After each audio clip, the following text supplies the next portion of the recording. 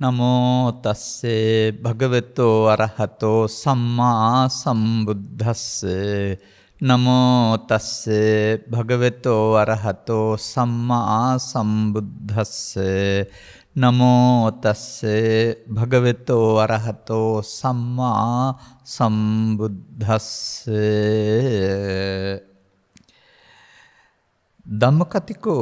ධම්මකතිකෝ තිබන්තේ උච්චති කිත්තාතානුකෝ බන්තේ ධම්මකතිකෝ හෝති කිත්තාවතා ධම්මානුධම්ම පටිපන්නෝ හෝති කිත්තාවතා දිට්ඨ ධම්ම නිබ්බානප්පත්තෝ හෝති इति ධර්මානුශාසනාවෙහි සදහැවර අනුග්‍රහක දායකත්වයේ ධර්මින් මේ මොහොත අපට සවන් දීම සඳහා ඉඩ හසුරෙන් කරගත්තා වූ අනුග්‍රහක බවතුන් ප්‍රමුඛ ධර්ම ශ්‍රවණාබිලාසී සදහැබර පින්වත්නි අනුග්‍රහක බවතුන් අපට නිවන උපරිශ්‍රේ වන ස්වාමින් වහන්සේ කැමැති පරිදි ධර්ම දේශනයක් කියන විවෘත මාතෘකාව ලබා තිබෙනවා. පසුගිය වසර අග ධර්ම දේශනා දෙකක් කරමින් මම සමාජයේ ධම්මකතිකින් වශයෙන් නම් කරන හැටි එකකිනුත් සංගුත්තිනිකාය දෙක පොතෙහි ජරා මරණයන්ගෙන් නිදහස් වෙන හැටි කියා දෙන ධම්මකතික වාවයෙන් දෙවෙනි දේශනාවත් කරනු ලැබුවා. සංගුත්තිනිකායේ තුන පොතෙහි පවතින ධම්මකතික සූත්‍ර දෙක ආශ්‍රයෙන් එකක් ගනිමින් ධම්මකතිකින් පිළිබඳ සූත්‍ර දේශනාව මෙතනින් හමාර කරන්න සෝදානම් වෙන්නේ. මේ තථාගතයන් වහන්සේ වදාළ ධම්මකති භාවය කතිකයින්ට පමණක් නෙවෙයි සවන් දෙන අයටත් උදව් උපකාර වෙනවා. මොකද ධම්ම කතිකත්වය මොකක්ද කියලා එකෙන් පෙන්නනවානේ. ඒ වගේම ඒකේ රහසකුත් තිබෙනවා තව. යනු අපි අද මේ දේශනාව තුළින් සංගුත්තිනිකායේ තුන පොතෙහි ဒုတိ ය ධම්මකතික සූත්‍රය තුළ ධම්මකතිකයාගේ සැබෑ ප්‍රතිපදාව කුමක්දයි හොයාගෙන බලමු. ඔබටත් එහි හුඟක් ප්‍රයෝජන තියෙන්න පුළුවන්. තථාගතයන් වහන්සේ සවැත් නුවර වාසය කරද්දී භික්ෂුන් වහන්සේ නමක් තමයි බුදුරජාණන් වහන්සේ ළඟට පැමිණ වැඳ නමස්කාර කොට එකත් පසව හිටමින් අපි අර ඉහතින් සඳහන් කළ පාඨයට අදාළ ප්‍රශ්නය විසඳනු ලැබුවේ. තේරුම මොකක්ද ඒකේ? ස්වාමීනි භාග්‍යතුන් වහන්සේ ධර්මකතිකයා කියලා කියනවා. කෙනෙකුට ධර්මකතිකයයි කියලා කියන්නේ මොන කාරණා මුල් කොටගෙනද කියලා ප්‍රශ්නයක් විමසනවා. අර මුල් ඒවැ නොතිබුණ තව ප්‍රශ්න දෙකකුත් මේකේ තිබෙනවා. ඔය එකයි අර මම මේක කමෙන් ගැඹුරට ගේන විදිහට සකස් කරලා තියෙන්නේ. දෙවෙනි එක තමයි කිත්තාවතා ධම්මානුධම්ම පටිපන්නෝ හෝති. ධම්ම කතිකෙක් වුණා නම් තමන් තේරෙන දේ කියන්නේ ඔහුට තිබෙනවා ඔහුට හෝ ඇයට ධම්මානුධම්ම පටිපදාව කියලා එකකුත් තියෙන්න ඕන. මොකද්ද මේ ධර්මානුධම්ම පටිපදාවට බැසගත්ත කෙනා කියන්නේ කියලා. එතරින් එහා පැත්තට ධම්මානුධම්ම පටිපදාවකුත් ලැබෙන ප්‍රතිඵලයකුත් තියෙනවා. කිත්තාවතා දිට්ඨ ධම්ම නිබ්බාන පත්තා හොති. කොපමණකින්ද ඉහාත්ම වශයෙන්ම නිවුණ කෙනා කියලා කියන්නේ. ඔන්න ධම්මකතිකභාවය සහ ධම්මානුධම්ම පටිපදාවේ තිබෙනා වූ මාර්ගගාමිත්වය සහ ප්‍රගතිශීලීත්වය. මේක සංගුත්තිනිකායේ කන්දක වර්ගයයි. මේක කොහොමද ධම්මකතික භාවයේ තිබෙන්නේ කියලා අපි හොයාගනිමු. රූපස්ස චේ බික්ඛු නිබ්බිදාය විරාගාය නිරෝධාය ධම්මං දේසේති ධම්මකතිකෝ බික්ඛු අලං වචනාය. ඔන්න මම මෙතන මේක විස්තර කරලා තියෙන ආකාරයෙන් වෙනම කියන්න යන්නේ නැහැ. මේ ඔක්කොම එකට එකතු කරලා ගන්නවා මම. මොකද මට ධම්මකතික භාවයයි ධම්මකතික භාවයේ තුන් එක කාලයකිනුත් ධම්මානුධම්ම පටිපන්න භාවයේ තවත් වැඩි කාලයකිනුත් ප්‍රතිඵලයි තියෙන. ඊට පස්සේ ලැබෙන එක අඩුවෙනුත් විස්තර කරන්න වෙනවා. කන්දක වර්ගයේ බැවින් රූපේ වෙනම වේදනාව වෙනම සංඥා වෙනම තමයි විස්තර කරලා තියෙන්නේ. නෑ අපි රූප වේදනා සංඥා සංකාර පහයකටම ගනිමු. එතකොට මොකද්ද මේ පෙන්වන්නේ එතකොට? මහාන නැත්නම් භික්ෂුව රූපය පිළිබඳව කලකිරීම පිණිස.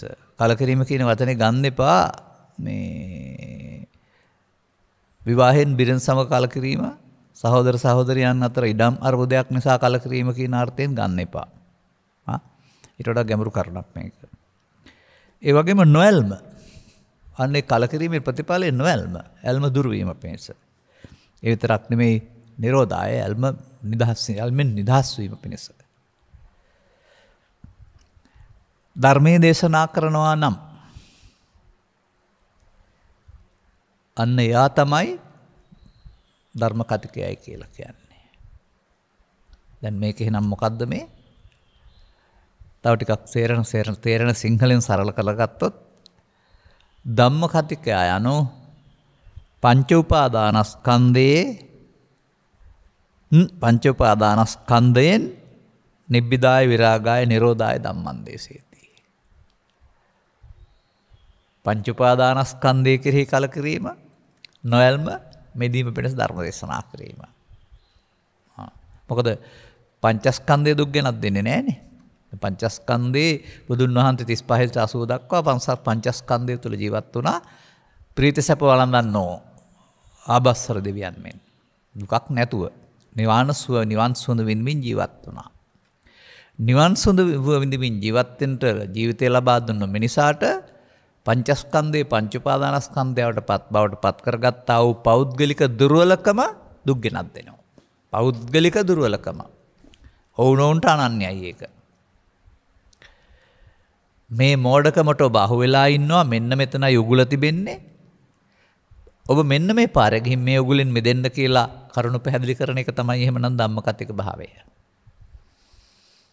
අනිත් එක මතක තබා ගන්න ditta ධම්ම නිබ්බානපත්තෝති.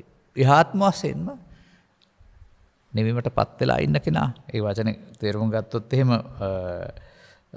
දැනට ධර්මානුධම්ම ප්‍රතිපදාවට බැසගත් කෙනා කියන්නේ කවුද? එහෙමත් නැත්නම් මේ ජීවිතේදීම අමහා නිවනටපත් වූ කෙනා. දැන් ඉතින් මට මෙහෙම මතක් වෙනවා. මේ ඉල්ලුම් වල දිනපතා නැත්නම් ධර්ම දේශනා කරනකොට ලැබෙනා වූ ආරාධනාවල ගිහි සමාජයේ ඉන්න උගතුන් බුද්ධිමතුන් නිවනට උපනිශ්‍රේ වෙන ධර්ම දේශනාවක් කරන්න කියන මාතෘකාවමයි මට බොහෝ විට තියෙන්නේ. ඊට වඩා මටත් ඇනුම් යන සරල මාතෘකාවක් වෙලාවකට තිබෙනවා. නමුත් එහෙම පිරිසක් ලංකාවේ ලෝකයේ සිටීම පිළිබඳව මම අතිශයින් අද සතුටු වෙනවා. මන් දෙයත් මෑතදිත් මට අහන්න ලැබුණ දෙයක් මේක.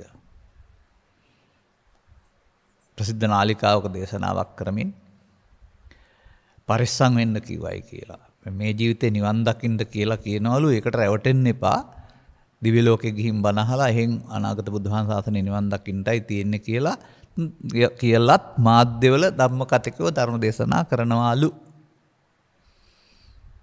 ඔවුන් මේ ධම්මකතික භාවයේ සූත්‍රය කියවලා නැතුව ඇතිනේ. මොකද ධම්මකතික වෙන්න පාර කියලා පාරේ යන්න පුළුවන් වෙන පාර කියන්න දන්නේ පාරේ යන්න දන්න නිසානේ. පාරේ යනවා නම් සම්පූර්ණ නැතත් භාගෙට හරිය නිවිලා ඉන්නත් ඕන. ඉතින් ඔයවා බුදුන් වහන්සේ පහළ වුණ සසුනේ පැවතුනේ බුදු සසුන තුල නෙවෙයි. පැවිද්ද තුල 62ක් මිත්‍යා දෘෂ්ටි වශයෙන්. ඔය පූර්ණ කශ්‍යප වෙණියාට කියලා තිබින්නේ ඒකනේ. කෙලින්ම කියලා තිනවා අපායට සත්‍ය අපායට යවන්න හදපු කෙමනක් කියලා. ඔවුන්ගේ දෘෂ්ටි ඒ තරමට මිත්‍යා දෘෂ්ටිකයි නැත්තම් නොම ගැවන සුළුයි. අද අපට මේක තියෙන්නේ සසුන තුල. බෞද්ධ නමගාගත් සුදු ඇඳුම් මැඳගත් සිවුරු පරවාගත් ආය තුල තිබෙන්නා වූ 62ක් මිත්‍යා දෘෂ්ටි වලට වඩා තියෙනවා. මිනිසුන් අතර ඉපදී මිනිසෙක් වශයෙන් සත්‍ය සොයා ගොස් මිනිසාට ළඟා විය හැකි පරම සත්‍ය මිනිස් ජීවිතය තුළ ළඟා කර ගැනීම සඳහා මිනිසුන්ට දම් දෙසූ උත්තරීතර මිනිසෙකුගේ උත්සාහය උපන් මිනිසුන්ට නිවන් සැප ලබා දීම. මේ ත්‍රිපිටකය තුළ සියල්ල කියවලා තේරුම් ගත්ත තනි තේමා පාඨයයි මගේ. එතකොට මේ කතාවට සමාජය පොළඹවන, දිරිමත් කරවන, ලබාගත් ජීවිතයේ අධ්‍යාත්මික සහ බාහිර දෙපැත්ත නැත්නම් ලෞකික ලෝකෝත්තර අභිවෘද්ධි දෙකම ලබා ගන්න ඔබට පුළුවන් කියලා දිරිමත් කරවන, ඒ තුළින් වර්තමාන සමාජයේ සාමකාමී රටක් බවට, සැනසෙන මිනිසුන් සහිත රටක් බවට පත් කරන්නට උත්සාහ දරන අපිද මිත්‍යා දෘෂ්ටි මැරිලා නිවන් දකින්න පාර පෙන්නන හරි ධම්මානුධම්ම ප්‍රතිපදාවක් නැති, ධිට ධම්ම නිබ්බානයක් නැති, අනාගත බුදුන් වෙත පාර පෙන්නන අයද බුදු සසුනේ මිත්‍යා දෘෂ්ටි කියන එක තේරුම් ගැනීම ඔබ සතුයි.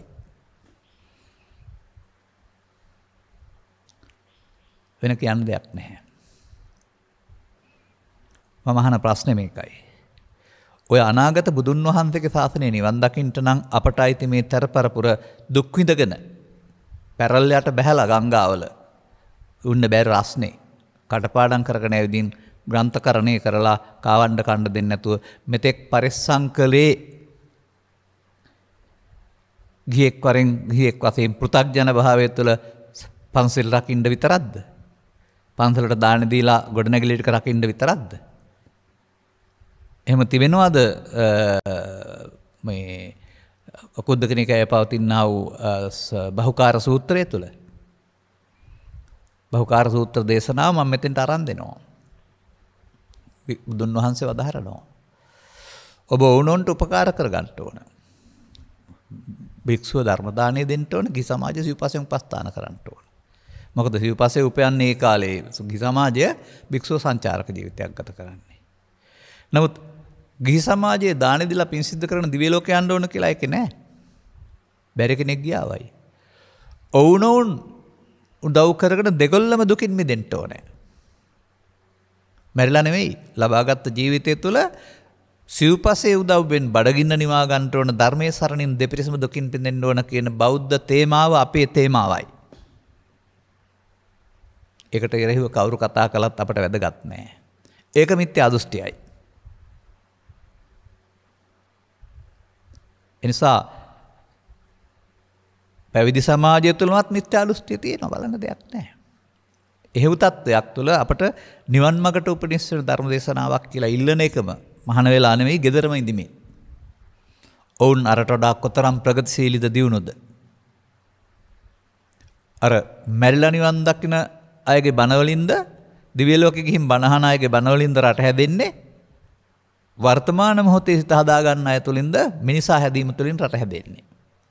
වඩාත් සරල සුගම ප්‍රයෝජනවත් තේමාව තෝරා ගන්න. මේ මොකද්ද පෙන්වන්නේ එතකොට? පංච උපාදානස්කන්ධෙහි කලකිරීම පිණිස, නොයල්ම පිණිස, මිදීම පිණිස පංච උපාදානස්කන්ධය. පහම වෙනම තියෙන නිසා මම එකට ගන්නෙ. දැන් පංච උපාදානස්කන්ධය අපට හදලා දෙන්නේ මවද පියාද? නෑ, මව්පියා ඔබට ඔබේ සංසාරික පුරුද්දට ප්‍රයෝජනයක් ගන්න මෙහාට එන්න එකතු වෙලා කයක් නිර්මාණය කරන්න උදව් කරනවා. ඔබින් පස් මෙහාට ඇවිදින් අසකරනාසය දිවකා පාවිච්චි කරලා මේ ලෝකේ හඳුනා ගන්නවා. ඒ හඳුනා ගන්නට යාමේදී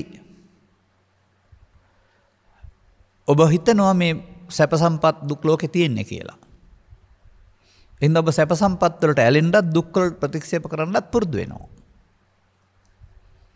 ලෝකෙ සිදුවෙන සිදුවීම් කෙරෙහි ඇලෙන්නත්, ගැටෙන්නත් පුරුදු වෙනවා. මෙන්න මේ ඇලෙන්න ගැටෙන්න යාමේදී නොදන්නකම නිසා ඇලීම සමග මුලාවක් සහ ගැටීම සමග මුලාවක් හට ගන්නවා. ඇලීමට ලෝභ කියනවා, මුලාවට මමත්වෙන් ගැනීම කියනවා. ගැටීමට දෝෂ කියනවා, මුලාවට මමත්වෙන් ගැනීම කියනවා. ඒ මමත්වෙන් ගැනීම යනු ඔබ ඔය අද කතා කරන ඔබට අයිති, නමට අයිති, ගිහියා හෝ පැවිද්දා ජීවිත කාලෙම ජීවත් වෙලා ඉන්න පුද්ගලයා මම කියන අර්ථය නොවේ. ඒ සම්මතය භාවිතා කරන්න ලෝකේ ඕන තැනක ඒක භාවිතා වෙනවා. අපේ දේශනාවල අපි පැහැදිලි කරනු ලබනවා මිනිසා කයෙන් එක්කෙනෙක් වුණාට සිතින් මොහොතක් පාසා උපදින මැරෙන කෙනෙක්. සිත ඇහෙන් කනට කනෙන් නාසයට නයසෙන් දිවට දිවෙන් මාකයට අපිල් වලින් මාරු වෙන එකක්. වඳුරෙක් එක අත්තක් අතහැර තව අත්තකට යන්න ආසේ සිත නිරන්තරයෙන් ආයතන මාරු කරනවා. ඒ මාරු වෙනකොට එකකින් අනිකට යන්නේ නැහැ වඳුරා ගියාට. මේ ආයතන තුල තියෙන එක තුල තමයි මම ඉන්නේ. ඒ මම ඊළඟ එකේ නෑ. මතක තබා ගන්න. අසුත්වන්ත සූත්‍රයෙන් ගන්න. නැවතත් මතක් කරනවා. කය අවුරුදු 60ක් 70ක් 80ක් ගත වෙන නිසා කයේ පුද්ගලයෙක් ඉන්නවා කියලා ගත්තොත් සාධාරණයි. ඒකත් හරි නෑ ගත්තොත් සාධාරණයි. පෘථග්ජනයා සිතට එන දේ කියන්නේ ඒ මොහොතේ පංච උපාදානස්කන්ධයට එන දේ බොහෝ කලක් මමත්වයෙන් ගත්ත බැඳීමකින් යුක්ත බැවින් එයින් නිදහස් වීමට පෘථග්ජනයාට බලපත්‍රයක් නෑ වරන් නෑ. පෘථග්ජන භාවයෙන් නිදහස් ජීවිතයක් ගත කිරීම මුල්කට ගත්තේ මාවක් සහිත බුදු සමය මේ සමාජයට අවලංගු කිරීම මාරයාගේ නියෝජිතයින්ගේ වැඩක්. වෙන කාගේවත්ම නෙවෙයි. ඒ අය නියෝජනය කරන්නේ මාරයා. මොකද බොහෝ කල් සසර හැරිසරා අදාළ සදහම් තේරුම් ගන්න තරම් බුද්ධියක් ඇතුව මේ මිනිසත් බව උපදිනකොට මනුස්ස පටිලාභෝච. අදාළ මග හමුවුණොත් පමණක් සදහන් හමුවුණොත් පමණක් අනුගමනය කිරීමෙන් මුදෙන්ට පුළුවන් මේ ජීවිතය ඒක අහිමි කිරීම තරම් පාපයක්. මානව සමාජයට කරන අපරාධයක් තවත් තියෙනවාද? කවුරු කළත්. මතක තබා ගන්න. ඒ නිසා ගිරවා උගුලේ අහු වෙනවා දන්නේ නැති නිසා. මාළුවා උගුලේ අහු වෙනවා දන්නේ නැති නිසා. ඔබත් උගුල් වල අහු වෙනවා. දන්නේ නැත්නම් දැනුවත් වෙන්න. බුදුවරු ලෝකෙට ධර්ම දේශනා කළේ කන්දක වර්ගයේ සඳහන් පරිදි නම් පංච උපාදානස්කන්ධය තුල ඉන්න එහාට මොකුත් ගත්තේ නැහැ. පංච උපාදානස්කන්ධයෙන් මොකුත් එන්නෙත් නැහැ. පංච උපාදානස්කන්ධයෙන් එහාට මොකුත් යන්නෙත් නැහැ. නමුත් වරදක් නිසා බැඳීමක් සිදු වෙනවා. ඒකට අවිද්‍යාව කියලා කියනවා. අවිද්‍යාව දුරු කරගන්නව වරුණා වෙන කරන්න දෙයක් ඕකේ නැහැ. ඒ යන්නේ නැති වුණාට කන්දානම් පටිපාති ධාතු ආයතනානිත අපොච්චින්නම් පවත්තමානං ස්කන්ධ ධාතු ආයතනයන්ගේ අකණ්ඩ පැවැත්මක් හදනව මෝඩකම විසින් අවිද්‍යාව විසින් සසරක් හදනවා ඇසුරු කරන පැත්තෙන් පැත්තට. ඒ හදන මුලාවේ ඇවිදින්න උගන්වන්න බුද්ධ ආගමක් ඕන නැහැ. පව් කළත් පුළුවන්, පින් කළත් පුළුවන්, ධානය වැඩුවත් පුළුවන්. එයින් මිදෙන්න උගන්වන එක තමයි බුදු සමය කියලා කියන්නේ. අන්න ඔබට මේක අහන්න ලැබෙනවා. අහන්න ලැබුණට පංචස්කන්ධේ අහන්න ලැබෙන්නේ මේ තථාගතයන් වහන්සේ වදාළ ආකාරයෙන් නෙවෙයි. තාමත් රටේ තුරේ තියෙන පංචස්කන්ධය කියන ශරීරයට කියන අය තාම ඉන්න පුළුවන්. තාමත් ඉන්න පුළුවන් පංචස්කන්ධේ රූප කියන්නේ ශරීරය කියන අය, පඨවි කියන අය. ඒ කියන්නේ ශරීරය තුළ නාම රූප දෙකක් බෙදපු අය.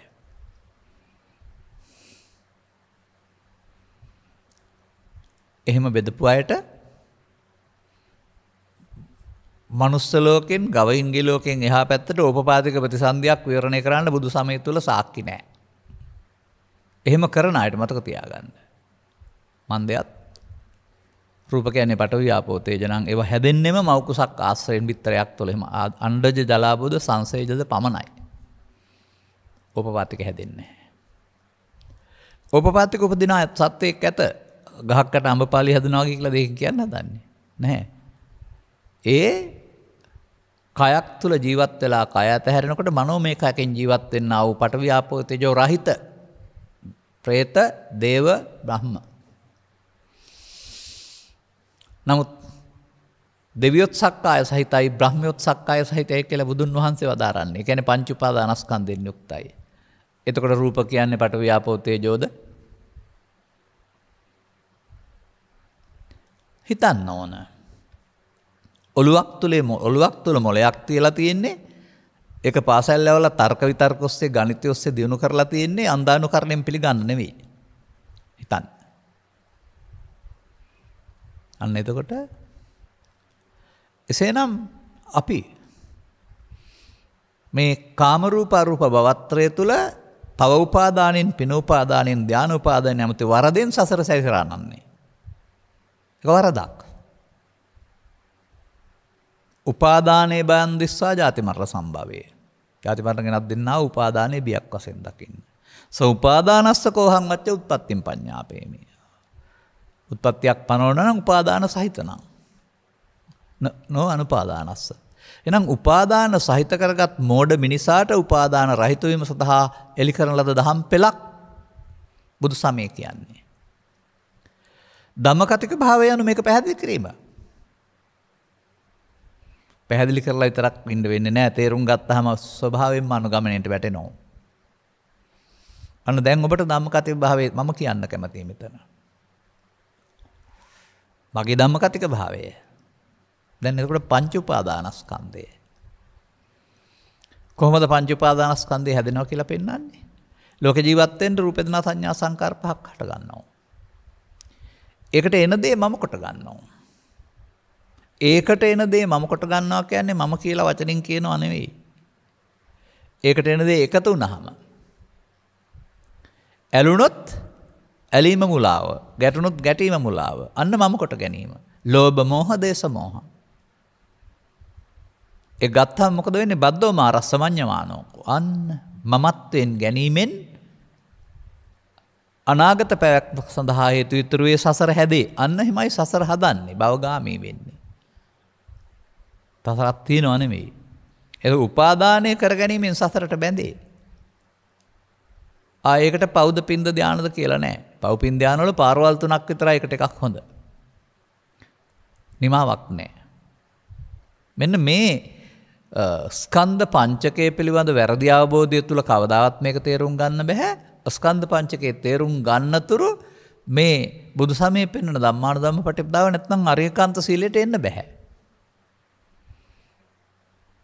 ඉතින් මේ ධම්මානුධම්ම පටිපදාවට අදාළ කටු යට වුණ සමාජයේ තමයි අරියකාන්ත සීලය වෙනකොට ශික්ෂාපද සීලයක් සමාජය තුළ දියුණු කරගනිමින් කලක් තිස්සේ ඔබේ මව්පියන් මුතුන් මිත්තන් දසවස්තක සම්මාදිට්ඨිය තුළ භවගාමිත්වයේ සුගතිගාමී ඇති කරගත්තේ උපාදානෙන් හොඳ පැත්තට යන්න. උපාදානෙන් මිදෙන්න නෙවෙයි ඒ.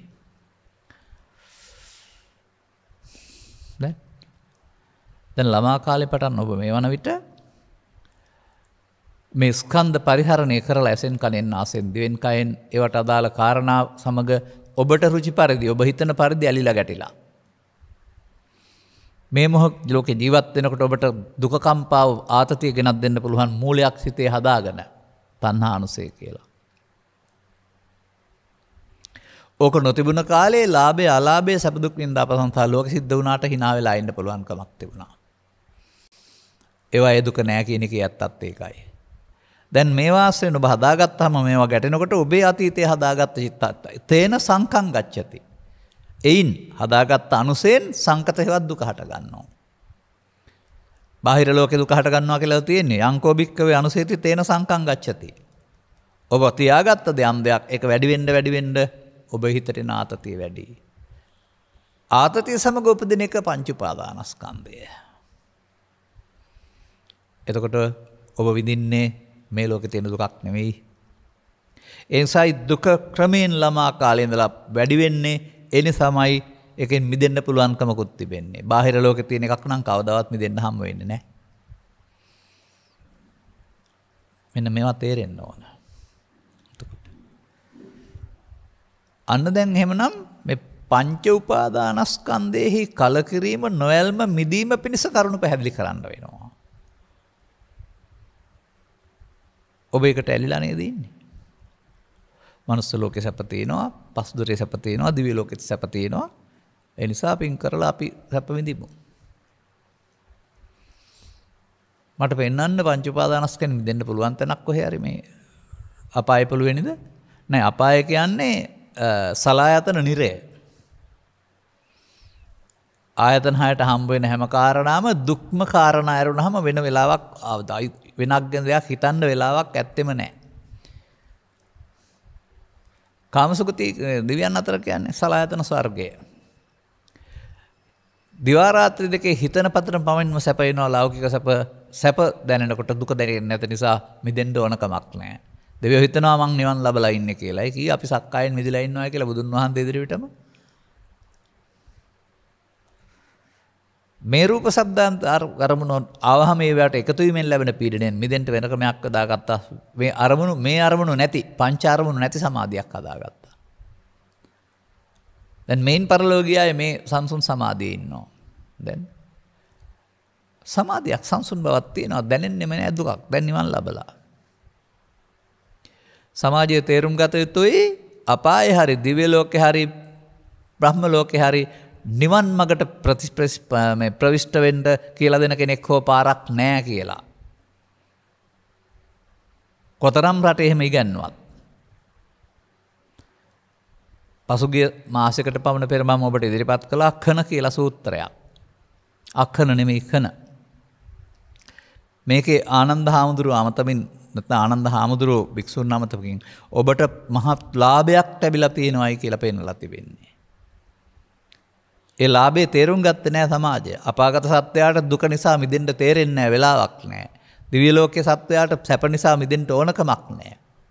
ඒ සැප දුක දෙකට ඇලුන අයට දෙකෙන් මිදෙන්න බෑ. ඔබට සැප දුක දෙකම තිබෙනවා.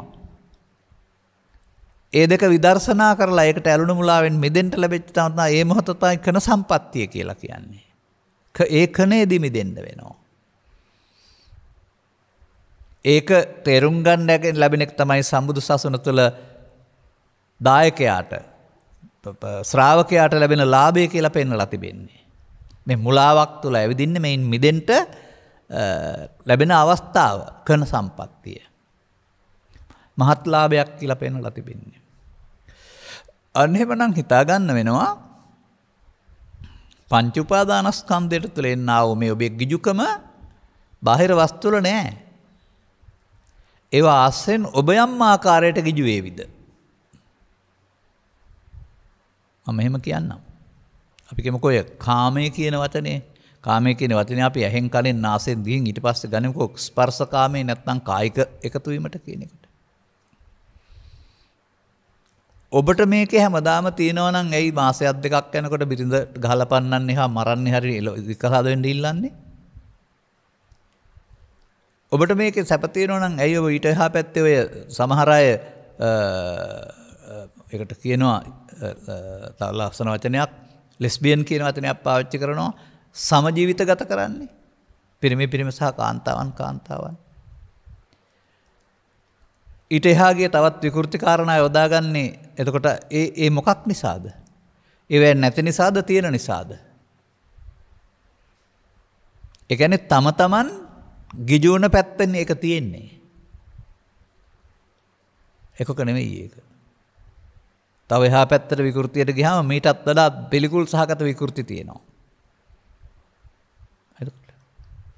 ඒක තිබෙන්නේ එකක නම් ඒ පවණක් තුළ තිබිය යුතුයි. නැහැ. අන්න ඒ නිසා තමයි ඒකට පෙන්වන්නේ මේ කාමය Taman හදාගත් එකක්. ඒ හදා ගැනීම තුළ ඒකට ගිජු වුණාම ඒකේ ඇත්ත තියෙනවායි කියලා හිතෙනවා.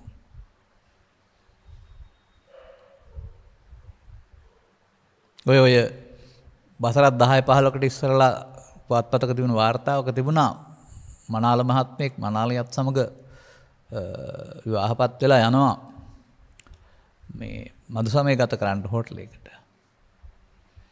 නමුත් මනාලියගේ පාර්ශ්වයට හොරෙන් මනාල මහත්තයා තවත් පිරිමි ළමයෙකුත් එක්කලා ගියයි කියලා තියෙනවා වෙනම කාමරයක් දීලා. වැඩේ අහුවෙලා එතනින් එහාට කසාදෙත් ඉවරුණයි කියලා තියෙන්නේ. එහෙනම් මනාලියට වඩා ඒ පිරිමි ළමයා හොඳ හින්දා නේද යාට ගිනිහින් තිබිලා තියෙන්නේ. මේවා කියන්නේ මොකටද? මේක තමන් හදාගන්න දෙයක්. මේ විකෘතිකාමයේ මම කියන්නේ කාම මිත්‍යාචාරය. අරක ලෙන්ගතකමින් කළොත් මිත්‍යාචාරය වෙන්නේ නැහැ. ඒක මේ සමාජයේ දරුවන් හදන්න තියෙන පාර. පරිණාමය විසින් ඔබට දීලා තියෙන අයිතිය, භාග්‍ය. ලෙන්ගතකමින් ආදරයෙන්. ආත්මාර්ථය ඉටු කරන අදහසින් නෙමෙයි. දුකින් පලායන අදහසින් කරන දෙයක් නොවිය යුතුයි. මේ කලකිරෙන්නයි මේ කාරණා පැහැදිලි කරන්නේ. ඒ කියන්නේ මේක ලබලා හොයාන ගියොත් ලබා දී තියෙන සීමාවෙන් ගියොත් manussකම. නැතු ඒක බහුකාමයට ගියොත් ඔන්න සුනකයින්ගේ සමාජය තුළ වඳුරන්ගේ සමාජය තුළ ඒකට අවස්ථාව ලබලා දීලා තියෙනවා. ඔව් වඳුරු කතාවල තියෙනවානේ ජාතක පොතේ වඳුරු නායකයා වඳුරු මුල පරිහරණය කරනකොට පිරිමි සතෙක් වදුනහම මිරිකලා මරනවා කියලා. මොකද ඉතුරු ගෑනු ටික ඔක්කොම එයාට. ඒ වගේ රැළ යන කාලේ ඉතුරු එක සුන්දරියක් පිටිපස්සෙන් යන්නේ කට්ටිය. ඒ තමයි මේ බහුකාමයේ ප්‍රතිඵලය. මෙහෙ බෑ. මිනිස්සු අතර ඒක බෑ. ගිහින් විඳින්න එහාට ගිහින්. මෙහෙනම් ඒක දීලා තියෙන එක නීති යටතේ සහ පරිසරයේ මගින් පරිණාමයේ මගින් දීලා තියෙන එක සුන්දරත්වයෙන් යුක්තව අනාගත පරපරක් හැදීමේ ලෙන්ගත්කමින් පාවිච්චි කරන්න. දියුණු විද්‍යාව ඒක නෙමෙයි කරන්නේ. උපකරණ උදව් කරගෙන කැපිලි කැටලි උදව් කරගෙන ඒක වළක්වමින් දරුවන් එපා කියන තැනට දරුවන් නැතුව මේක ඕන කියන තැන හදාගත්තම මේකේ ප්‍රතිඵලය තවත් අවුරුදු 15කින් 20කින් 30කින් මීට වඩා වඳ පරපුරක් ඊළඟට උපදිනකොට කිව්වා කියලා හිතේ තියාගන්න අනාවැකයක් වශයෙන් අපි නැති කාලෙක. මන්දයත් පරිණාමය කියන්නේ හොයන පැත්තට යන එක. දරුවන්ට ආදරේ හොයනවා නම් දරුවන් ලෙන්ගතු හොයනවා නම් ඒ පැත්තට ලෙන්ගතු අමෝපියන් නැති වේවි. දරුවෝ එපා කියනවා නම් දරුවෝ එපා ජීවිතයක් හම්බ වෙයි ස්වභාවයෙන්ම. ආයේ බාහිර වශයෙන් කපන්න ඕනෙත් නැහැ, 아무තු දේවල් පළඳවන්න ඕනෙත් නැහැ, ස්වභාවයෙන්ම අහිමි. දැනටත් ඔය ඉන්නේ. එතකොට දරුවෙක් නැති එකේ පශ්චාත්තාපය කොතරම්ද කියලා තේරෙවි. දැන් ඔය බෝධිරාජ කුමාරයා කතාවෙන් පෙන්නනවානේ මේ බෝධිරාජ කුමාරයාට දරුවෝ නැත්තේ ඇයි කියලා. ඊපස්සේ පෙන්නනවා ඉස්සර ජීවිතේක මේ පුණ්‍යාවක් කඩන මුදුවත් වෙලා ඉන්න වෙලාවට කණ්ඩ දෙයක් නැතුවම කුරුල්ලොයි කුරුළු බිත්තරයි කුරුළු පැටයි තේරම පුච්චලා කාපු එකේ විපාක වශයෙන් දරුවෝ නැහැ කියලා. ඔය ගැඹුරු කතා නිකන් පෙන්නන්නේ. එහෙමද? එනිසා ඔබ යම් පැත්තටද හොයන්නේ ඒ පැත්තට හදලා දෙනවා. එනිසා කාමයේ හොයන්න යන්න එපා, ඒක හොයන පැත්තට හදලා දෙන්නේ. ඒ නිසායි මිනිසුන්ට කාමයේසනාවට වඩා බ්‍රහ්මචර්යයේසනා හොඳ වෙන්න ඕන. අන්න දැන් විරාගය, නිරෝධය, නිබ්බිදාය මේකේ සංසාරෙත් ඕක කලේ මේ ජීවිතෙත් මහලු වෙනතුරු ඉන්ද්‍රිය දුබල වෙනුත් ඕක කරන්නේ එහාටත් ඒ ඕනෑකම කවදාවත් මේක සිතුවිල්ලක හටගන්නේ නැති වෙනවා. ඊට පස්සේ ඒක නෑ, ආයෙ හොයන්න වෙනවා. එහෙම ජීවිත කාලයම හොයපොයා දැන් ඒක තියෙනවද බලන්න? නෑ. ඒවලට තියෙනවා, පස්සේ නෑනේ. ආයෙ හොයන්න වෙනවා. මේක හොයන්න යාම තුළ වැඩෙන්නා වූ කාමච්ඡන්දය තුළ ඊට යටින් තිබෙන්නා වූ සම්පත හිවත් නිධානය නිවීම අහිමි වෙනවා. කාමච්ඡන්දය අපි මේකේ කතා කරන්නේ මේ පැත්ත විතරයි. එහෙම නැත්නම් අනිකක් තියෙනවා. ව්‍යාපාදයක් තියෙනවා, මේ කාම විතර්කයක් තියෙනවා, ව්‍යාපාද විතර්කයක් තියෙනවා, හිංසා විතර්කයක් තියෙනවා. මේ තුනම එන්නේ පංච උපාදානස්කන්ධ වශයෙන්. තුනෙන්ම සතර හදන්න පුළුවනි. පංචස්කන්ධයෙන් සතර හදන්නේ නැහැ. පංච උපාදානස්කන්ධයේදී ස්පාදානස්කන්ධයේ මේ යන්නේ ආපහු විපාක දෙන්න හේතුවක් ඉතුරු කරලා. අන්නේ සසර හදන එක පවතුල පින තුල ධානය තුල උපාදානය තුල සිදු වෙනවා. එය කෙරෙහි කලකිරීම පිණිස, නොයල්ම පිණිස, එයින් මිදීම පිණිස. මේ මොහොතේ පියවර ගන්න කියලා දෙන එක තමයි ධම්මකත්තික භාවය කියලා කියන්නේ. මොකද්ද මේ මොහොත තේරුම් ගත්තාම? මෙසේ සංසාරයේ සහ මේ ජීවිතයේ මෙතෙක් කල් ආපුවාම මේකට එකතු වෙමින් එය මගේ, එය මමය, එය මගේ ආත්මය කියන වචනෙන් කියන්නේ නැතු ඒ සංකල්පයෙන් ගනිමින් නැවත නැවතත් එකතු වෙමින් ඒ පැත්ත බලවත් කරමින් සසරම හදමින් බුදුන් වහන්සේ අදාළ පරිදි පටවියම බලවත් කරමින් ඒ කියන්නේ සතර මහා භූත වලින් කයක්ම හදන පාර හදමින් තමයි ආවේ. ඒ කියන්නේ මිදීම කියන එක පිළිබඳව ඔබට හේවණැල්ලක්වත් ඇතිලා නැහැ. මොකද ඒක අනුසෝතගාමී ප්‍රතිපදාවෙන් එකක් නෙවෙයි, පටිසෝතගාමී නේ. දැන් ඉතින් බුදුන් වහන්සේ මේක පැහැදිලි කරලා තියෙන්නේ කොහමද? මේ එකතු වීමට පෙන්නනවා උපදින ස්කන්ධ පංචකයේ පාදන විතර්කයට ඉවසලා පිළි අරගෙන ප්‍රතික්‍රියා දක්වන්නට යනවා නම් එහෙනම් ඔහු අපහාන ප්‍රහාණය කරන්න නැති කෙනෙක්. ඒ තුලින් ඔබට ලබාගත් ජීවිතයේ මිනිසත්කමින් එහා පැත්තට භව ගමනක් සමග වැරදි පැත්තට ගියොත් තිරසන්ගත පැත්තට යන්නත් පාර හදා ගන්න පුළුවන්. ඒ නිසා මේක නියත ගමනක් නෙවෙයි. ඔබ හිතන් ඉන්නවා නම් මිනිස්සයා වෙලා මිනිසාම දිගටම අනාගත බුදුහාමුදුරුවෝ දක්වා යන්න පුළුවන් වෙයි කියලා. නැහැ. බලවත් වෙන්නා වූ පවානුව පිනානුව අන්තිම චේතනාවට අනුව මේ ස්ථානේ මාරු වෙනවා. කය වෙනස් වෙනවා. ඔය දුම්රිය මාර්ගයේ තියෙන සංදිස්ථාන කියලා. අනිත් තැන් වලින් මාරු වෙන්න බෑ. නමුත් සංදිස්ථාන වල මාරු වෙන්න පුළුවන්. ඒ වගේ කයක් හදාගත්තාම මැරෙනතුරු කයෙන් මාරු වෙන්න බෑ. ඒකයි තමයි. නමුත් ජීවිත අවසානයේදී කය අතහැරෙනකොට ඔබේ හිතේ තියෙන දියුණුවට පරිහානියට අනුව ලෞකිකේ ලෝකෝත්තරේ නෙවෙයි.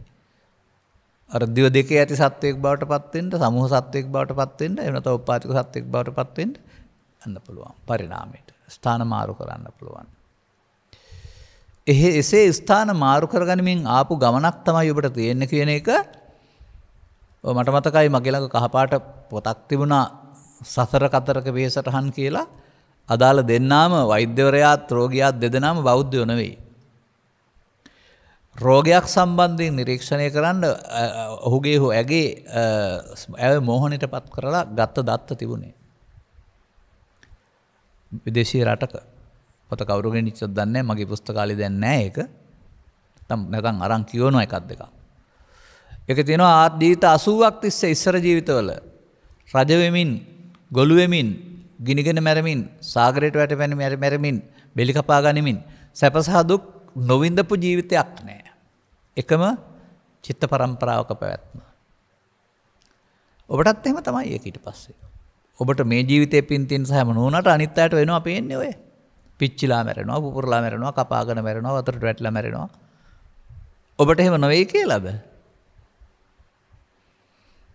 ඒ නිසා සසරෙන් මිදෙන්නට මේ තෝතැන්නයි. ඇවිදින්න තෝතැන්නක් ඕනේ නැහැ. ඕනේ ආගමක ඉඳලා ඕනේ පවක් ඕනේ පිනක් කරලා යන්න පුළුවන්. අන්නේ නිසා ඔබ ලබාගත් ජීවිතේ අප්‍රමාද වෙන්න කියන එක බුදුන් වහන්සේගේ තේමාව. කවුරු කිව්වත් වෙනම පිළිගන්න එපා. මේ අරමුණට එකතු වී සසරක් හදන එකට ප්‍රමාදේ කියනවා. ඒක අරමුණෙන් අරමුණට. ඒක මගේ පැහැදිලි කිරීම අනුව මම කියනවා ඇහැ තුල කන තුල නාසය තුල මේ හමු වෙන අතීතයට එකතු වෙන එකට පස්ස කියනවා. ඒක යලි විඳින එකට වේදනා කියනවා. ඒකට ඇලෙන එකට තණ්හා කියනවා. ඒකට බැඳෙන එකට උපාදාන කියනවා. හැඟවෙන එකට භව කියනවා. සතර හදනවා. ඔබ දන්නේ නැතුව මේ එකතු වීමෙන් මඤ්ඤමාණයෙන් මේ සසර හැදෙනවා. මේ වැඩේ කරන්න කියලා දෙන එක කියලා දෙන්න ඕන නැහැ. උපන් පැටියෙකුට කිරිබොණ්ඩ යන්න කියලා දෙන්න ඕනේ නැහැ. ඌ ස්වභාවයෙන් හොයා ගන්නවා කිරිසොඳට. ඒ වගේ වැරදි පැත්තට යන්න කියලා දෙන්න ඕන නෑ මේ සමාජය ඕන කෙනෙකුට. නමුත් බුදුවරයෙක් ඕන ගැලවෙන හැටි කියලා දෙන්න. මේ ගැලවෙන මග මම ගන්නවා කියන එක තමයි තෙරුවන් සරණනවා කියලා කියන්නේ ඇත්තටම. අද නම් එහෙම නෑ. ඒක පුංචි කාලේ කියලා දුන්නාම එතනින් එහාට මැරෙනකම්ම වැඩක් ඇති දෙයක් වෙලා නෑ. නිකන් කියා ඉන්නව ඇරුණා. මතක තබා ගන්න ඒකත්. මේ තෙරුවන් සරණ ක්‍රියාත්මක වෙන්නේ මේ පාරේ යන්නේකින් මිදෙන්න. අන්න ඒක කියලා දෙන හැටි. නොඇල්ම කලකිරීම මිදීම පිණිස. ඇල්ම තණ්හා උපාදාන අවිද්‍යා සංඛාරා. ඒවා ඊට පස්සේ ඇසට කනට නාසයට ගැටෙද්දී ඔබ ජීවත් වෙන ඕනෑම තැනකදී ඔබ හිතාභ්‍යන්තරයේ තිබී එන දෙයක් වශයෙන් මේ පස්සේට එන්නේ කාම විතර්කය, ව්‍යාපාද විතර්කය, විහිංසා විතර්කය. ඒක තමයි ඉමේ පංච උපාදානස්කන්ධය කියලා කියන්නේ. දැන් පරණ පාරේ ගියොත් සතරමයි. දැන් මෙතෙන්ට එකතු නොවෙන්න. අර දුක් ටික තේරෙනවා නම්, භව ගමන තේරෙනවා නම්, නිමාවක් වෙන්න තැනක් නැහැ කියලා තේරෙනවා නම්, බුද්ධ ආදී මහවත්තම කල්යාණ මිත්‍රයන් සෙවන්නේ මග පමණයි මෙයින් තියෙන්නේ කියලා තේරෙනවා නම්, ඒක ලබා ගත්තාම තවත් මොනවද ලබන්න තියෙන්නේ? වහවහ ඉසගිනි ගත් එක්ක ඉගෙන නිවන ලෙස ඒ මොහොතේදීම නොයල්මෙන්සේ කරන්නට පංච උපාදානස්කන්ධය අනිත් දුක්ඛ අනාත්ම වශයෙන් බලන හැටි කියලා දෙන එක ධම්මකතික භාවයයි. ඒ රූප වේදනා සංඥා සංකාර විඥාන කියන ස්කන්ධ පහෙහි කනේ නාසයේ දිවේ කය හට ගන්නා ඕන එකක් සඳහා ඒකට එන දේ කාම විතර්කයේ, ව්‍යාපාද විතර්කයේ, විහිංසා විතර්කයේ වශයෙන් අතීතයේ තිබිලා එනවා. uppannam කාම විතක්කං, uppannam ව්‍යාපාද විතක්කං, uppannam විහිංසා විතක්කං අවස්ථා තුනක. දැන් ඔබ එකතු වෙන නිසා තමයි බලවත් වෙන්නේ. ඒ එකතු වෙනවා වගේම සිහි නැතුව සිහියෙන් යුක්තව එකතු නොවෙන්නත් පුළුවන් 아무තු වැඩක් නෙවෙයි මේක. මේ බුදුන් වහන්සේ මේක ප්‍රායෝගිකව කරපු නිසා තමයි උන්වහන්සේ පාර හොයාගත්තේ. එතකොට එකතු වීමෙන් සසරට යනවා වගේ එකතු නොවීමෙන් යන තැනක් තියෙනවා. ඒක සාන්ත වූ සැනසීමක්. ඒකේ ඔය කියන වද වේදනා මොකුත් නැහැ. ඒක එකතු නොවීමෙන් යන එක. ඒක ධර්මයට යන පාර. එකතු වීම සසරට යන පාර, එකතු නොවීම ධර්මයට යන පාර. අන්න දැන් මේකෙම තිබෙන්නා වූ සීල සූත්‍රය ගත්තොත් එහෙම ඉමේ පංච උපාදානස්කන්ධේ අනිච්චතෝ දුක්ඛතෝ අනාත්තෝ යෝනිසෝ මනසිකරන්තෝ සෝතාපට්ටි සකදාගාමි අරහන්ත ඵලං සච්ච කරියාත් දක්වාම පංච උපාදානස්කන්ධේ අනිත්‍ය බලනු හැර වෙන බලන්න දෙයක් පෙන්නලා නැහැ. අවුරුදු 400ක් තිස්සේ අපේ රටේ පංච උපාදානස්කන්ධේ ලියනවා කියනවා පාඩම් කරනවා කියන්න කියනවා කරපු කෙනෙක් නැහැ. ඒ අර වැරදියට ගත්ත පංච උපාදානස්කන්ධය. කය කියලා හරි ඒක රූප කියලා හරි ගත්ත එක. නමුත් කාම විතර්කේ ඇහෙන් ආවොත් රූප තණ්හාව, කනෙන් ආවොත් ශබ්ද තණ්හාව, නාසයෙන් ඒක රූප කියන්නේ ද්‍රව්‍ය නෙමෙයිනේ. අය අරමුණට තියෙන ඇල්මනේ. අන්න දැන් මෙතෙන්ට මේ අතීතේ ආපුවම එතනින් ආපහු වර්තමානයක් හැදෙනවා. හැදුනොත් අනාගතේ හැදෙනවා. වර්තමානයේ රැවටුනොත් අනාගතේ හැදෙනවා. අර අතීතයෙන් එන එකට වර්තමානයේ රැවටුනේ නැත්නම් අනාගතේ හැදින්නෙත් නැහැ. රැවටිනවට කර්ම කරනවා කියනවා විපාක තියෙනවා ඉදිරියට තියෙනවාට. රැවටුනේ නැත්නම් කර්මත් නැහැ විපාකත් නැහැ. මේ අතීතයේ සහ වර්තමාන අතර මෙතන තියෙනවා පරතරයක්. මේ පරතරය මම දකින හැටි ඊයේ පෙරේදා පෙන්නුවා. තවත් දවසක් පෙන්වන්නම් ආයෙත්. ලංකාවෙන් පෙන්වන්නම්. මාමයි බෑනයි දෙන්න එකතු වෙලා මිනිපලංකට යුද්ධයක් අයිති කරගන්න. දැන් මැරෙනවා අනිවාර්යෙන්ම ලෑස්ති වෙලා. නමුත් දෙපිරිසම සානුකම්පිත පුද්ගලයා මැදට පැමිණ දෙපැත්තට කරනවා. බුදුරජාණන් වහන්සේ පැමිණලා තමයි යුද්ධයේ ආදීනව පෙන්නලා මේක සංසිඳෙව්වේ. දෙපස නෑයෝ සාකිකෝලි වංශිකයෝ කියලා කියන්නේ. රෝහිණී ජලය බෙදා ගන්න දැන් දෙපසට මරා ගන්න ලෑස්ති වෙලා. එක පැත්තක් දිනන්න ඕනකමක් තිබුණේ නැහැ උන්වහන්සේට. උන්වහන්සේගේ දෙගොල්ලම බේර ගන්න ඕනේ. සිද්ධියක් වශයෙන් බලන්න එපා මම මේ කියන කතාව. සිද්ධියක් බැලුවත් කමක් නැහැ අතීතේ. උන්වහන්සේ මැදට පැමිණෙන නිසා සංසිඳුණා නේද? ඔබේ අතීතයයි වර්තමානයයි මැදට ඔබේ සිහිය පැමිණීම මේ අර්බුදයේ සංසිඳන මාර්ගයයි. වෙන කිසිදු ක්‍රමයක් නැහැ. ඒකයි අවේරේණච සම්මන්ති නොකිරීමෙන් සංසිඳේ. කාන්ති පරමන් තපෝ තිතික්කා. කාන්ති කියන්නේ අර පරණ බලවේගය ආතතියට එකතු නොවි සංසුන්න ඉන්න එක. එකතු වුණොත් සතර හැදෙනවා. එකතු වුණොත් මෙයා මිය යනවා. එකතු නොවීමෙන් මෙයාමට අමඤ්ඤමානෝ මුත්තෝ පාපිමතෝ කියලා කියනවා. එකතු නොවීමෙන් මෙයාමට පස්ස නිරෝධයෙන් වේදනා නිරෝධා කියලා කියනවා. මෙන්න මේක කියලා දෙන එක තමයි ධම්ම කතික භාවය. දැන් අර පැත්ත පෙන්නලා කලකිරීම පේරුණා. මෙන්න නොයල්ම ඊට පස්සේ මිදීම සිදු වෙන්නේ මෙතන. ඇල්ම තමයි තණ්හා උපාදාන අවිද්‍යා සංඛාරා විපාක පේනවා. නොයල්ම ඒ නිසා ඒක කරන්නේ නැත්නම් දැන් මිදීම. uppන්නේ පාපකේ අකුසලේ ධම්මේ නාදි වාසේති පජහති විනෝදේති බ්‍යන්ති කරෝති අනභවං ගමේති uppන්නේ කියන උපනුපන් ජීවිතවල නෙමෙයි. ඇසෙන් කනෙන් නාසෙන් දිවෙන් කයෙන් වර්තමානයේ උපදින මොහොතක් පාසා කාම විතර්කයේදී ව්‍යාපාද විතර්කයේදී විහිංසා විතර්කයේදී ඒකට එකතු නොවෙනවා නම් ප්‍රහාණය වෙනවා කියන එක තේරුම් අරන් පටන් ගන්න වෙන ක්‍රමයක් නෑ බුදු සමය තුළ. ඔක්කොටම එකයි. කෙලෙස් යටපත් කරන්න එක භාවනා තිබුණාට පෘථග්ජනයින්ට ආර්ය මාර්ගයට ක්‍රම හුඟක් නැහැ.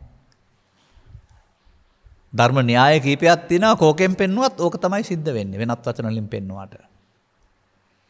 දැන් ඔන්න ධර්මදේශකින් වහන්සේ සතු ධම්මකතික භාවය. දැන් ඊළඟට ඔහුට හෝ එයාට එතුමාට හෝ එතුමියට ධම්මාන ධම්ම ප්‍රතිපදාවකුත් තියෙන්න ඕනනේ.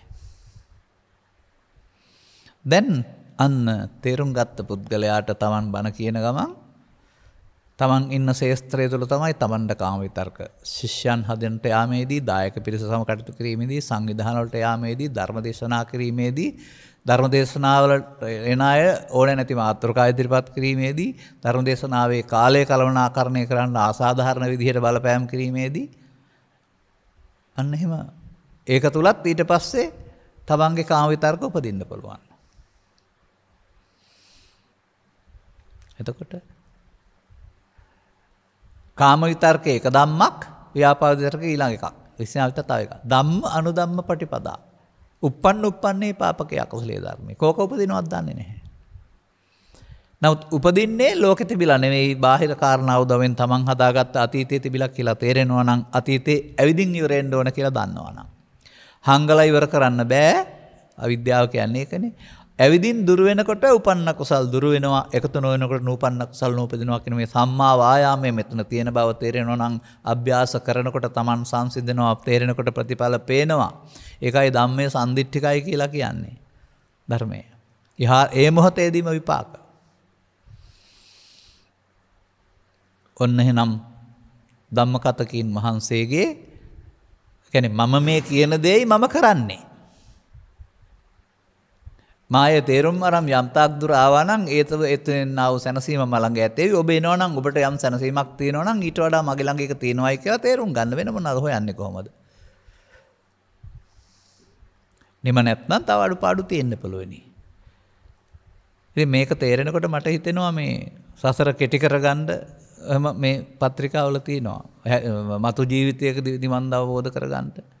ඉක්මන් භවයකදී ඒකෙන්ම පෙන්වන්නේ බණ තේරිලා නැහැ කියන එක. ඉක්මන් භවයකදී සත්‍ය අවබෝධ කරගන්න මේ මොහොතේ සත්‍ය අවබෝධ කරගන්න ඕනේ. බැරි වුණ හරියක් නැත්නම් එතකොට ඉන්හාට යයි. මේ මොහොතේ කරන්න ඕන වැඩක් නෙමෙයි මේක. ඒ නිසා පත්‍රිකා ලියන අය චකිතයක් නැතුව ලියන්න. අපි ඒ තුලින් හොයාගන්න අනුකම්පාසහගතව ඔබේ තියෙන දුර්වලකම. මේ ජීවිතේම දුක් කලවර වේවා අවසන් භව වේවා කොහොම අපි හරි කැමතියි ඒකට. ඒ බයක් එහෙම චක්තියක් එහෙම නැහැ. මතකට බාගන්න. අපටත් තව මතු භවයක් ප්‍රාර්ථනා කරනු ඉක්මන් වෙන්න එපා. මෙච්චර මේ දෙයක් තේරුම් අරගෙන අනුගමනය කරනකොට ආයේ මතු භවයක් මොනවා කරන්නද? ඔබටත් ඒකයි ධර්මයේ තේරෙනකොට වෙන්න ඕනේ. චතුස්සත්‍ය මතු ජීවිතය අවබෝධ වේවා කියන්න එපා. මේ චතුස්සත්‍ය අවබෝධ වෙලා හින්දා තමයි මේ පටිසෝතගාමිත්වයේ යන්නේ. අන්න දැන් ඔබට තේරෙනවද තිට්ඨං චරන්නිසින්නවා සයනවා හතර ඉරියව්වේදීම කාම විතර්කේ ව්‍යාපාද විතර්කේ විහිංසා විතර්කේ උපදිනකොට ඒකට එකතු නොවෙන්න අර මැද්දට වැඩම කර බුදුන් වහන්සේ වගේ සිහිය මැද්දට වැඩම කරවලා කඩලා දාන්න. කොහෙන් හොයාගන්නවද දන්නේ නැහැ මේ උපමා කියලා කියා මේවා ඉතින් ස්වභාවික එන දේවල් මට. මේ අතීතයෙන් ඇවිදින් වර්තමානයේ හදන්න පෙර අතීතයේ එකතු නොවීමෙන් පස්ස නිරෝධය පටන් ගන්නවා. එතකොට වර්තමාන විඳීමත් නැහැ, කලකිරීම නැහැ, මිදීම සිද්ධ වෙනවා. නොයල්ම වෙනවා, මිදීම සිද්ධ වෙනවා. එතකොට මොහොතක් පාසා නොයල්ම සහ මිදීම සිදු වෙනවා. ඒ මොහොතේදී එන්නේ ඒක තමයි කනකිච්ච කියලා කියන්නේ. ඒ මොහොතේ කල යුත්තේ කියන එක. ඉතින් අනුපස්සේ විහෙරති නැවත නැවතත් සෝවාන් සිර රහත් දක්වාම කරන්න වැඩක් තියෙනවා.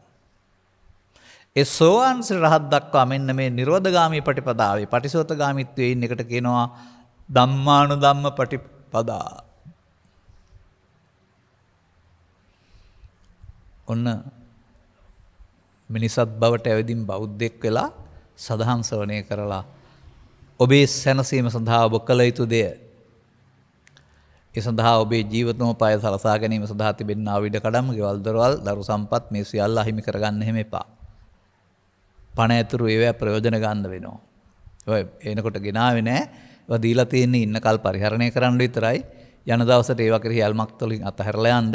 ඒවා සාධාරණත්වයක් පවතින ගැටුම් ඇති වෙනවා නම් නැත්තම් ඉතින් ප්‍රශ්නයක් නැත්තම් මොනවුනත් ප්‍රශ්නයක් නෑ. ඔබ ඉතින් එහාට ගියාට පස්සේ ඔබ පාලනය කරන අදහසක් නැත්නම් ඒවා ගිනිගත්තත් වෙන අය ආйти කරගත්තත් ඔබට දුකක් තියෙන්න බෑ. නමුත් ඉන්න අය සම්බන්ධයෙන් සානුකම්පාවක් තියෙනවා නම් ඒකට සාධාරණයක් ඉටු කරලා තියන්න දරුකමට සාධාරණව හිමි වෙන්න. එහෙම කරලා තියන්න.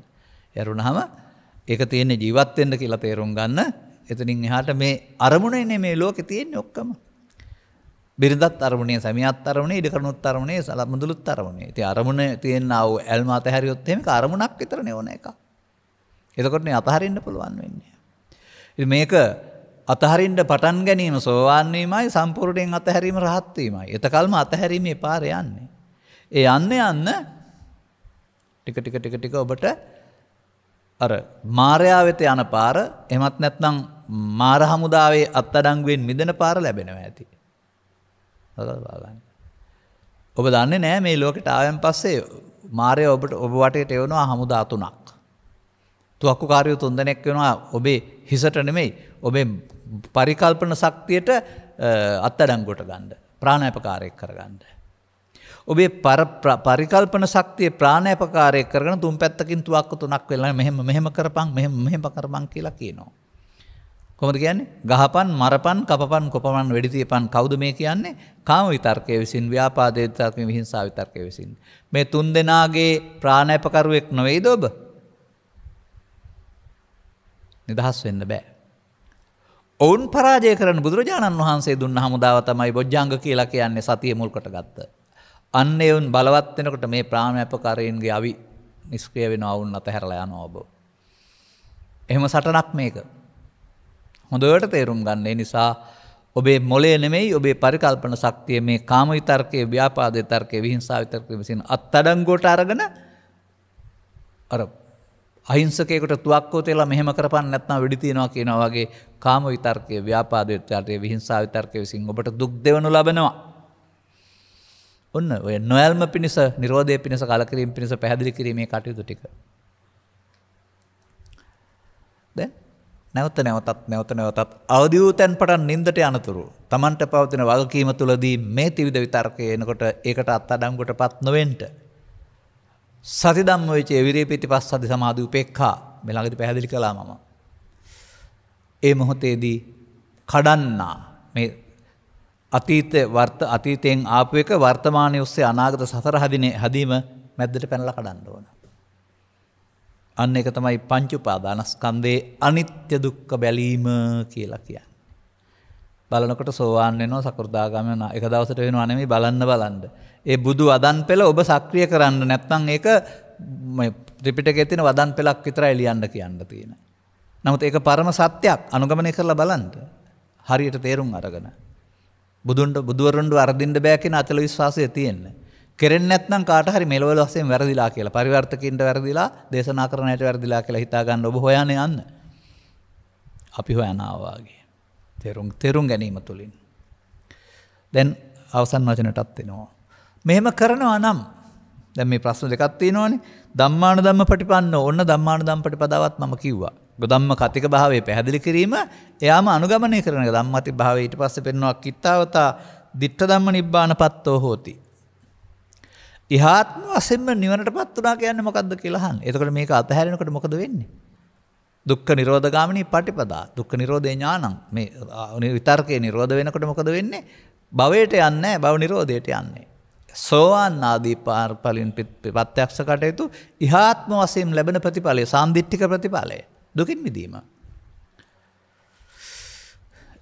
ඒකට ඉතින් මේ ලෝකේ වචන යොදන්න බෑ. මොකද ඒක පොකුරක් කෑලි තියෙන එකක් නෙමෙයි, දිග පළල තියෙන එකක් නෙමෙයි. ලැබෙන ස්වභාවය අනුව, විතර්ක සංසිඳන ස්වභාවය අනුව ඔබට දැනේවි සිතේ මෙහෙම සැනසෙල්ලක් තියෙනව නේද කියලා. ඒකට කියන වචනේ මේ ජීවිතේදීම දුක් කෙලවර කරගන්නේ කියන එක. දැන් මේ අපි මෙතන පැහැදිලි කරන්නේ ditta ධම්ම නිබ්බානපත්තෝ හෝති කියලා. ditta ධම්ම කියන්නේ මේ මොහොතේදීම දකින ධර්මයක් වශයෙන්. ජීවිතයේ වශයෙන් ditta ධම්ම වේදනීය කර්මය කියලා ගන්න නැතුව ඒ මොහොතේ ගන්න. ඒ මොහොතේම ධර්මයේ දකින. අර එකතු නොවීම තුළින් ඒ මොහොතේ ක්ලේශ නැසෙනකොට අනාගතේ හැදෙන්නේ නැතුවම අන්න පටිසෝතගාමීත්වය තුළ ඔබ බෞද්ධ වචන වලින් කියනවා නම් පරමාර්ථ වශයෙන් බුදුන් වහන්සේ වෙත යනවා. එහෙම නැත්නම් බාහිර ලෝකයට අකම්පිත සත්‍යයක් කෙරෙහි ඔබේ සත්‍ය සිතපත් වෙනවා. පරමසිත වෙත යනවා. ඒක තමයි මේ ජීවිතේම අමා මහ නිවනටපත් වූ කෙනා කියන වචනේ පැහැදිලි කර තියෙන අන්තිමට බුදුන් වහන්සේක පැහැදිලි කරන ආකාරයේ වචනයක් අරන් මම පැහැදිලි කරන්නම්. රූපේදනා සංඥා සංකාර විඥානත් බික්ඛු නිබ්බිදාය විරාගාය නිරෝධ ධම්මං දේසේති ධම්මකතිකෝ බික්ඛු අලං වචනාය. කලකිරීම නොයල්ම මිදීම වෙනස ධර්ම දේශනා කිරීම ධම්මකතිකත්වයයි. විඥානස්සේ බික්ඛු නිබ්බිදාය විරාගාය නිරෝධාය පටිපන්නෝ හෝති. ඒ වැඩේ තමන් කරනවා නම් ඔහුට ධම්මානුධම්ම පටිපන්න පුද්ගලයයි කියලා කියනවා. විඥානස වික්කවේ නිබ්බිදා විරාගා නිරෝධෝ අනුපාදා විමුක්තෝ හෝති. අන්න ඒ විදිහට කලකිරි මිදී මිදුන කෙනාට ඉහාත්ම වශයෙන්ම නිවුන කෙනා කියලා කියනවායි කියලා. සෝවාන් වලින් එහා පැත්තට නිවෙමින් යන කෙනා රහත් ඵලයේදී ඉහාත්ම වශයෙන්ම නිවුන කෙනා. අන්න එහෙමයි මේ පාර. එකයි අපි කියන්නේ සෝවාන් ඵලයෙන් ප්‍රත්‍යක්ෂ කටයුතු නිර්වාණය. අර පළවෙනි ධර්ම දේශනාවේ පෙන්වන්නේ සෝවාන් වීම තුලින් බුදුන් දැක්කයි කියලා. ඒ සිවුර දැක්ක හරි සිද්ධාර්ථ ගෞතම වහන්සේ දැක්ක හරි නෙමෙයි. ඒක තුලින් මේ පරම සත්‍ය පිළිබඳ ඉඟියක් දැනෙනවා. ඒකට නේද බුදුන් ධර්මයේ නිවන් කියලා කියන්නේ. ditta ධම්ම. ඉහාත්ම වශයෙන් ඒ මොහොතේදීම. අන්න ඔබට ඉල්ලපු මාත්‍රකාවට සාධාරණයක් ඉටු කරමින් මොකද මේ නිවනට උපදිස්ස වන ධර්ම දේශනාවක් නේ කරන්න කිව්වේ. ත්‍රිපිටකයේ පවතිනා වූ ධම්මසක සූත්‍ර 4ක් උදව් කරගෙන ධර්ම දේශනා 3ක් කළා. මේ දෙකම එක වගේ නිසා තමයි වඩාත් හොඳ එක ගත්තේ. ධම්මකතික භාවය පිළිබඳ ධර්ම දේශනා මාලාව මෙතනින් අවසන් වෙනවා. ඒ නිසා ඔබ ධම්මකතිකයා කවුද කියලා තෝරා ගන්න. ධම්මකතිකයා තමයි ධම්මානුධම්ම ප්‍රතිපන්න වෙන්නේ. මොකද යාට තේරෙනවා නම් කියලා දෙන්නේ. තේරුණ දේ කරන්නේ. කරනවා නම් ප්‍රතිඵල හම්බ වෙනවා. ඔබ කෙනෙකුට බණ කියන්න ඕන නම් ඔය අඳුමෙන් ඉඳන් ධම්මකතිකයෙක් බවට පත් වෙන නිවන් මාර්ග පෙන්වන්න ඕන නම් පත්ෙක් බව ධම්මකතිකයෙක් බවට පත් නුනත් කමක් නැහැ. තේරුම් අරගත්තාම ධම්මානුධම්ම ප්‍රතිපදාවෙන් නිවන පුද්ගලයෙක් බවට පත් වෙන්න පුළුවන් වෙනවා. මේ සමාජයේ බහුතරයකට එහෙම වෙන්නට අවශ්‍ය. මග පාදා ගන්නට මෙම කරුණ පැහැදිලි කිරීම උපනිශ්‍රේවා හේතු ආසනාව වේවාය කියන සුභාශිංසනය ප්‍රාර්ථනා කරමින් අනුගමනීය ප්‍රතිපදාවට පත්තන්ගේ අනුපාතය ඉතා ඉක්මනින් ඉහළ ඒවා.